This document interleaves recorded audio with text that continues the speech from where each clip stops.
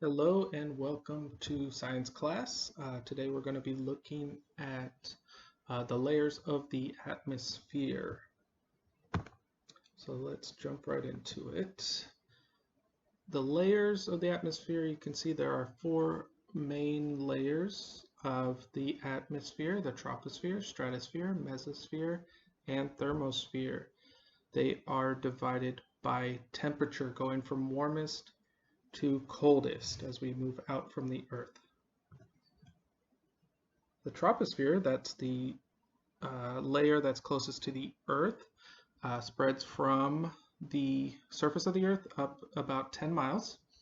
It's 90% of the atmosphere's mass. So it's the most dense layer of the atmosphere.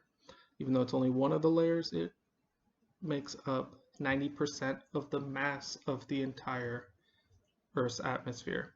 It also contains all of the carbon dioxide, that's CO2, carbon dioxide, water vapors, clouds, weather, air pollution, all of that is trapped within this 10-mile layer of the atmosphere called the troposphere.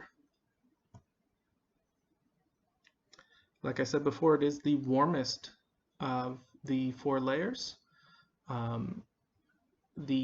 As we go up through the atmosphere, out into space, temperatures will decrease. And the top layer, we call it the top even though it sits at the surface and goes up 10 miles from the surface. That is considered the top layer of our atmosphere. The second layer is called the stratosphere. This goes from 10 to 30 miles above the Earth. There's very little water vapor or clouds. Like we said before, pretty much all or almost all of the water vapor and clouds are in the troposphere, the layer that's closest to the Earth's surface. Most of this layer is made up of what is ozone. Ozone is 3 oxygen molecules. Normally when we talk about oxygen, the oxygen we breathe, we're talking about 2 oxygen molecules together. 3 oxygen molecules is not breathable for us, and that is and that's what we call the ozone. That's what the stratosphere is mainly made up of. The ozone layer, what you may have heard of before, the ozone layer is that layer that sits on the bottom of the stratosphere. It's called like the center region towards the bottom. It's called the ozonosphere, and its primary function, for at least for life on Earth, is to absorb most of the UV rays from the sun. If you know why you put on sunblock, sunblock is to block harmful UV rays from burning your skin, and so this ozone layer acts as a block from the sun for all Earth life, absorbing a lot of those UV rays. And that's why when they talk about pollution sort of deteriorating the ozone layer, that's why it's bad, is because we need that layer there to protect us from those UV rays from the sun. As we go up, or as we go below the ozone layer, the temperature increases. So below that ozonosphere, the temperature is increasing.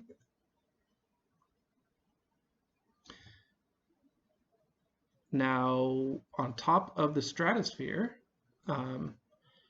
actually it sits on top of the stratopause. We'll talk about that, I think, a little bit later. Stratopause is what they call the layer between the stratosphere and the mesosphere. Temperatures decrease with height, as we were talking. So the coldest, we move up from stratosphere up through the mesosphere, it's getting colder in that part of the atmosphere. And temperatures can get as low as negative 130 degrees Fahrenheit. This is actually the colder part of the atmosphere is up at the mesopause, up at the top of the mesosphere. It's one of the colder parts, and The mesosphere actually helps us by protecting the surface from meteoroids, so those falling bodies, planetary bodies, or pieces of rock and ice that fall through the space and might enter our atmosphere, get broken up in the mesosphere.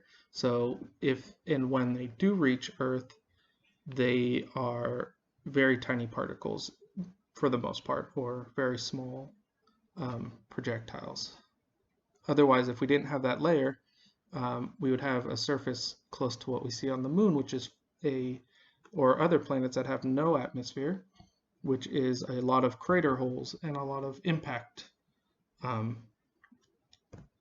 spaces from where comets and meteors have hit them over the year. The top layer, or what might also be called the bottom layer, is the thermosphere. It's the outer layer of the atmosphere. This is 56, stretching all the way to 300 miles above the Earth's surface. At this point, there's very little atmosphere. So it's very low density. Remember, the highest density, 90% of the density, is in the troposphere, the lower part of the atmosphere closest to the surface of the Earth.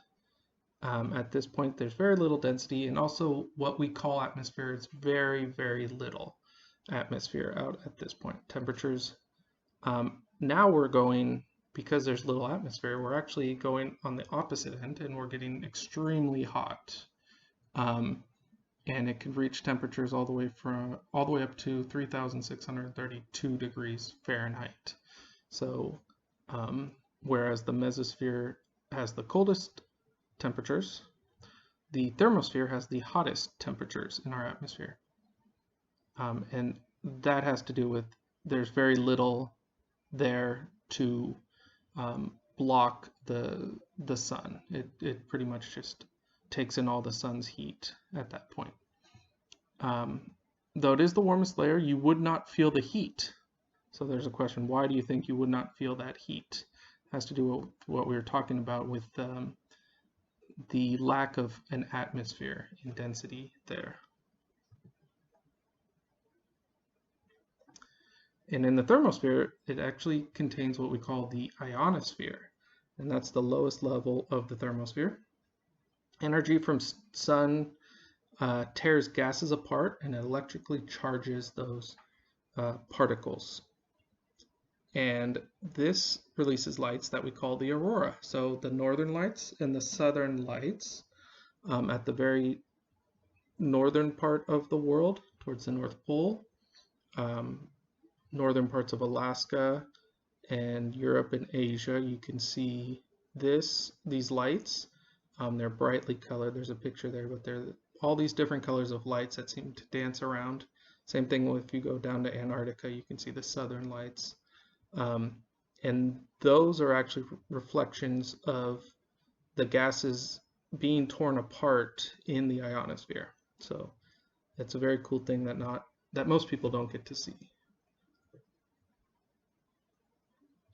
The thermosphere, also called exosphere, it's the very top, again, one of the top parts of the thermosphere, right where it's the topmost part of our thermosphere, the exosphere. That's where space shuttles can orbit. So when they launch space shuttles to enter what they call or get out of Earth's orbit, this is the place where they would launch them to. Out in the exosphere, there's a composition. It's made up of oxygen, nitrogen, and helium. And then you have the magnetosphere, and that is not truly part of our atmosphere, but it sits on top of the thermosphere. And this is more a scientific term for how our atmosphere, the very edges of our atmosphere act as a giant magnet, and it attracts charged particles from the sun, and that helps provide additional light and heat to the Earth. So there's also a website here if you want to take a look at that. I know it's not clickable, but you can copy that down. And what I can do is also link it into the description of this video if you want to take a look at that, and that will give you more information about the Earth's atmosphere.